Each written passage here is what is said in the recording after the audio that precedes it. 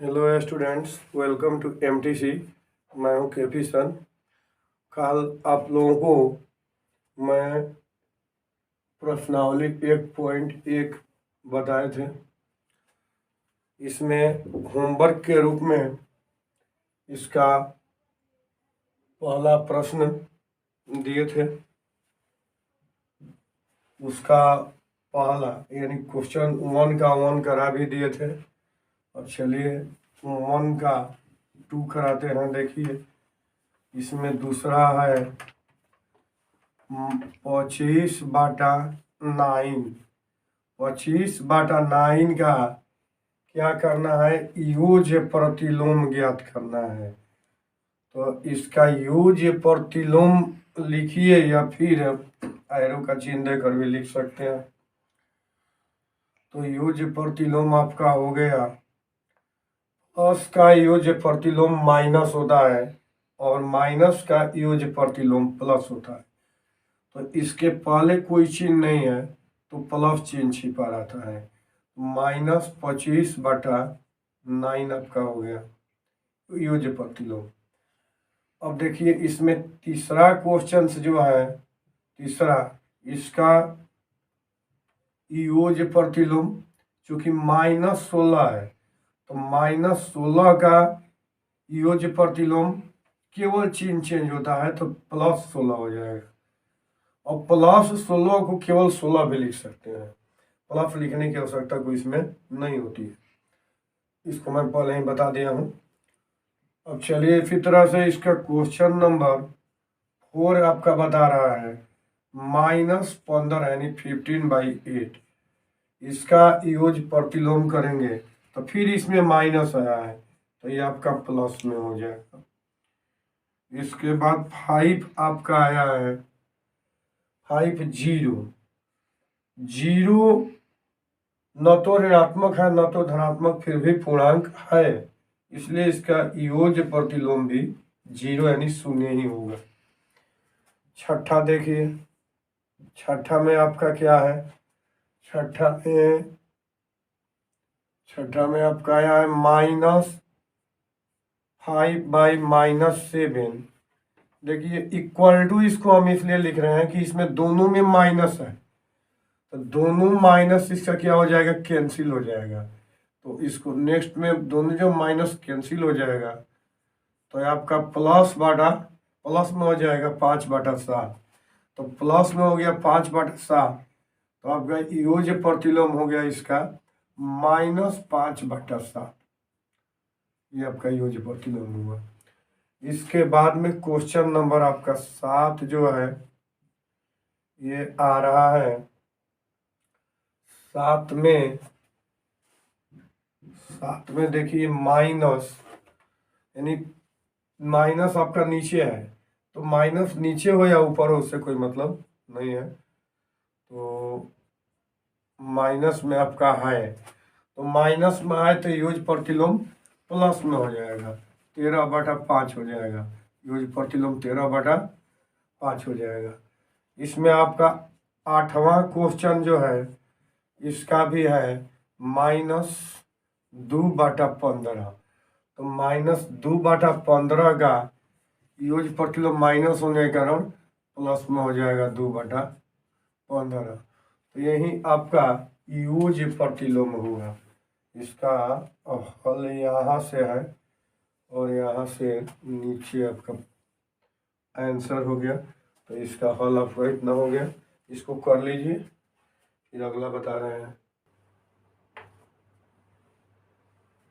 तो देखिए आपका दूसरा क्वेश्चन है, निम्नलिखित सारणी के खाली स्थान को भरिए। जो आपका सारणी दिया गया है इसमें कुछ खाली स्थान दिए गए हैं, इनको भरना है।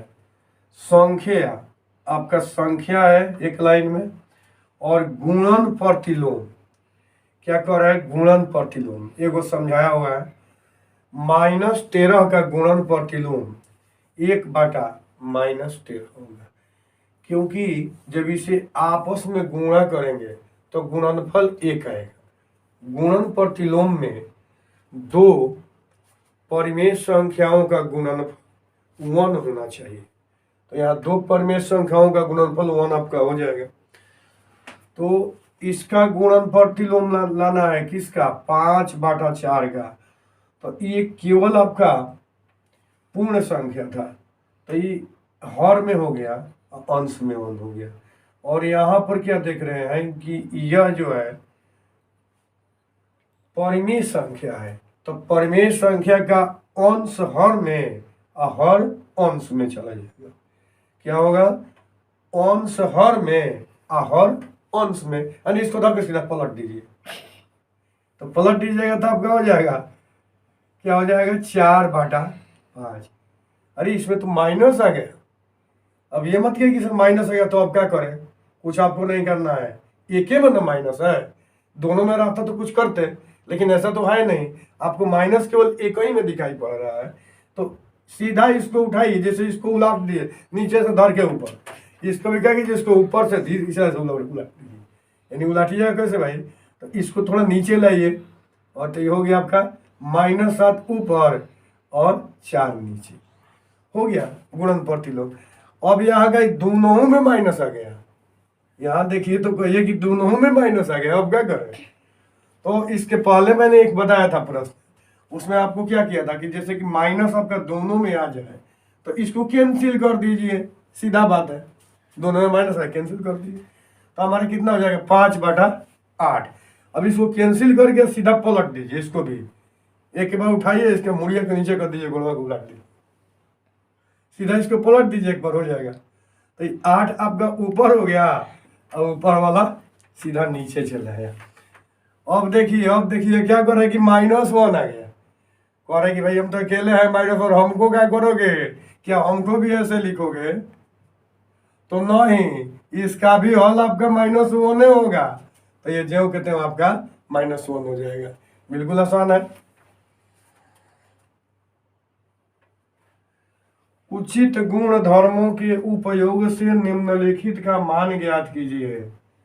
और तो बच्चों देखो कह रहा है कि गुण धर्म, उचित गुण धर्म प्रयोग करना है, तो इसको क्या कीजिएगा, सीधा उठाकर बना दीजिएगा, सीधा इसका लौतम लगे बना दीजिएगा।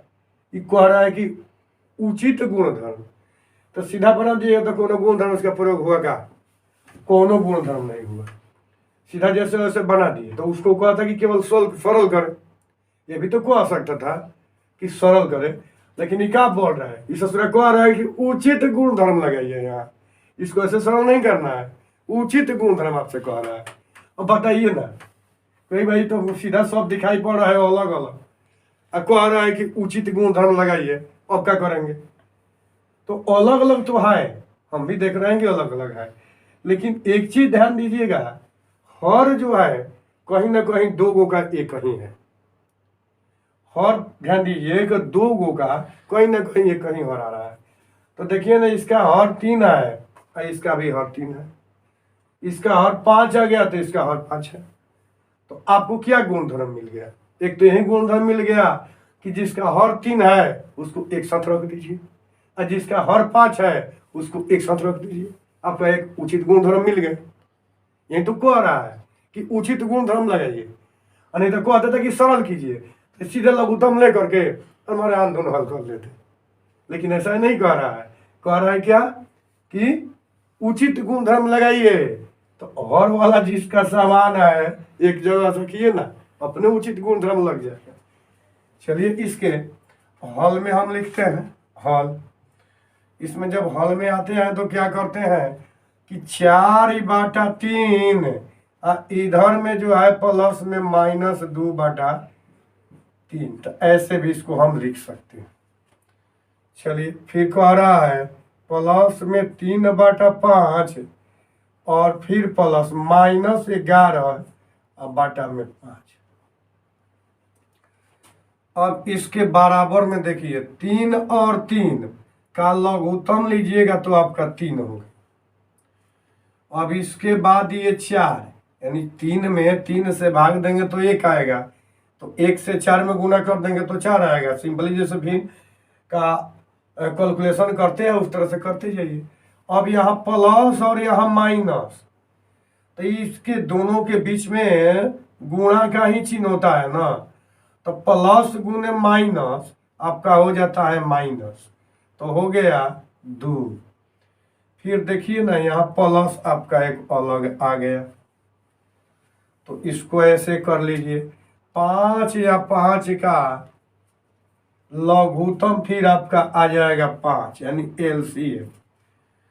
तो फिर उसी तरह से ये 3 हो जाएगा, ये प्लस और ये गुना में माइनस आ गया है, तो माइनस का 11 हो गया। तो इस तरह से हो गया। यहाँ भी इसको ऐसे कर सकते हैं, ब्रैकेट दे सकते हैं, कोई बात नहीं है। अब इसको देखिए ना, 4 में से आपका 2 गया, तो बड़ा संख्या 4 है, इसका चिन्ह प्लस है, तो आप प्लस शुरू में लिखेंगे तो वो ठीक है, और ना ही लिखेंगे तो वो ठीक है। तो आपका हो जाएगा 2/3। अब प्लस, अब यहाँ देखिए 3 प्लस में है और 11 आपका माइनस में है, 3 प्लस में 11 माइनस में, तो बड़ा संख्या तो 3 11 में 11 होगा, तो इसका चिन्ह माइनस है, तो माइनस लिख लेंगे और तब 11 में ले 3 को घटा लेंगे तो 8 आ जाएगा, तो -8/5 हो गए। अब एक चीज और ध्यान दीजिएगा कि 2/3 फिर प्लस आई गुना में माइनस आ गया, तो माइनस हो गया 8/5। अब इसको आगे बढ़ाएंगे तो ध्यान दीजिएगा कि 3 और 5 का लघुत्तम यानी एलसीएम, तो 3 और 5 का एलसीएम में क्या होगा कि आपको ये दोनों जो है अभाज्य संख्या है, तो गुणा कर दीजिएगा। अभाज्य संख्या का एलसीएम गुणनफल होता है। ऐसे एलसीएम ज्ञात करने के लिए भी कुछ टेक्निक होते हैं जिन्हें मैं बताऊंगा। तो आपका 15 में 3 से भाग दीजिएगा तो 5 आएगा, और 2 से गुना कीजिएगा तो 10 आ गया, माइनस 5 3 आई 15, 3 और 3 का 24।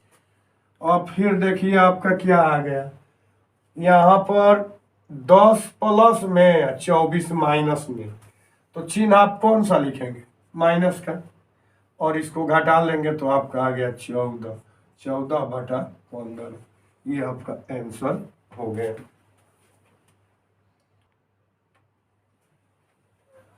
तो बच्चों देखिए यहाँ क्या कह रहा है कि उचित गुणधर्म से आप इसको भी हल करेंगे। अब देखिए नहीं तो अजीब दिखाई पड़ रहा है देखने में, नहीं 2/5 गुने -3/7 अब -1/6 गुने 3/2 अब प्लस 1/14 गुने 2/5। अब तो देखिए तो सोचने का पड़ जाएगा ये कहाँ से इसका है, तो सोचिए ना, सोचिए। तो फिर मैं भी सोच रहा हूँ क्या करना है, सोच लिए।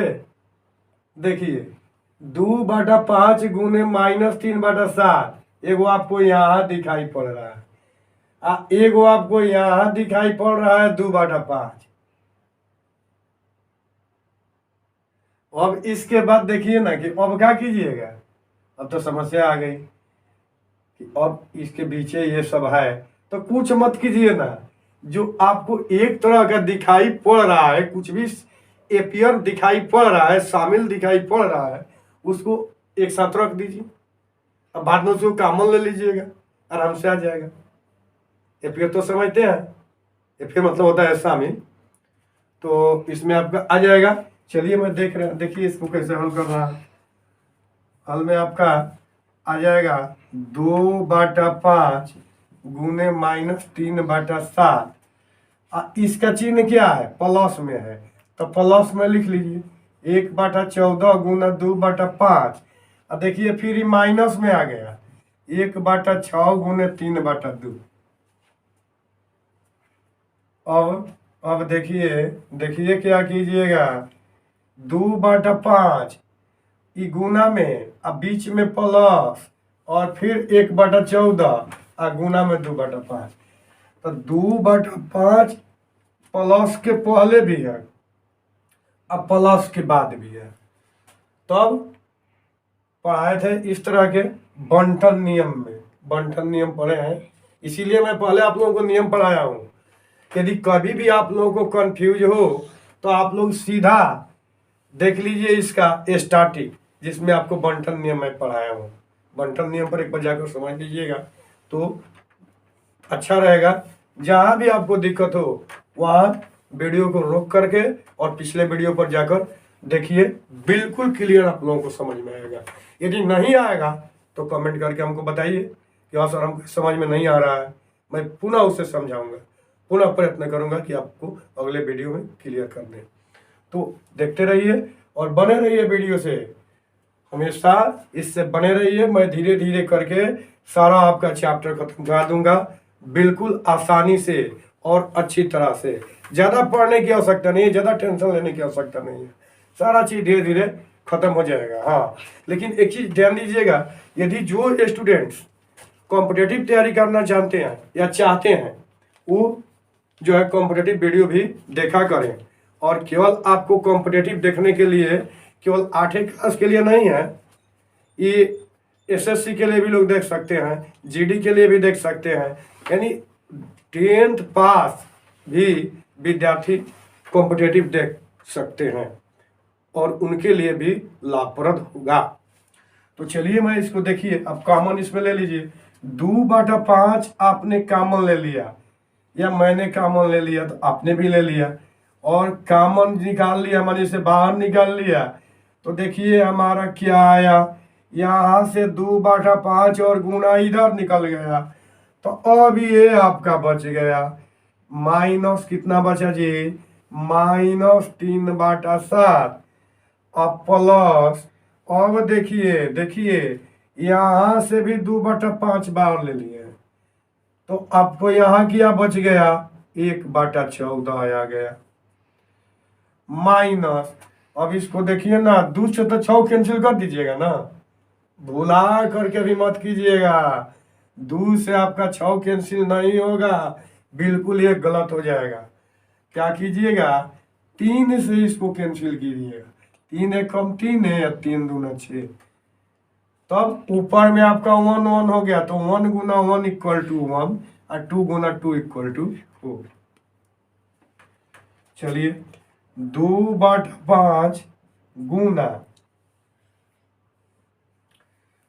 अब इसका कैलकुलेट कीजिए, यानी सॉल्यूशन कीजिए। ब्रैकेट का सॉल्यूशन होता है ना, तो भाई से कीजिए, तो ये कितना हो जाएगा, 14।